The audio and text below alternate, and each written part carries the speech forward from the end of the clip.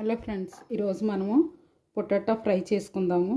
అవి మనము చక్కగా క్యూబ్స్లా కట్ చేసుకుంటే ఫ్రై చాలా చూడడానికి అందంగా ఉంటుంది.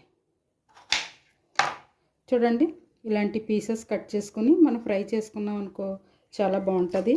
దాంతో వాటర్లో వేయాలి, ఎందుకంటే ముక్కలు బయట ఉంటే నల్లగా అయిపోతాయి. ఇదే వాటర్లో వేసి ఉంచామనుకోండి అవి కలర్ చేంజ్ అవ్వవు అన్నమాట.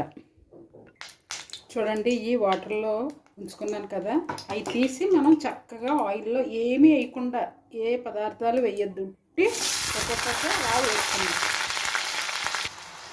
చూడండి, పొటాటోస్ అన్నీ వేసాను కదా, ఇలా కొంచెం ఆయిల్ ఎక్కువే పడుతుంది అనమాట. ఎందుకంటే ఈ ఫ్రై చక్కగా మంచి కలర్లోకి వచ్చేస్తుంది.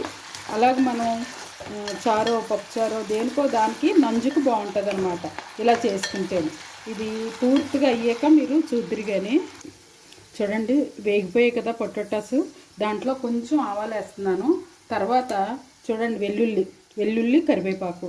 ఇది పొటాటో వెల్లుల్లి ఫ్రై అనమాట, దీన్ని ఇలా అంటారు.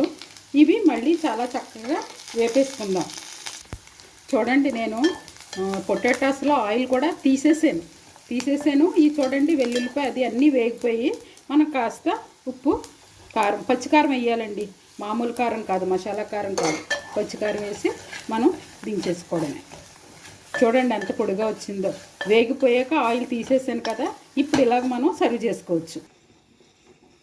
చూడండి, ఎంతో చక్కనైన వెల్లుల్లి పొటాటో ఫ్రై రెడీ అయిపోయింది. ఓకేనండి, బాయ్. మరొక డిష్తో మళ్ళీ కలుసుకుందాం. ఇలా మీరు చేసి తిని చూడండి. బాయ్.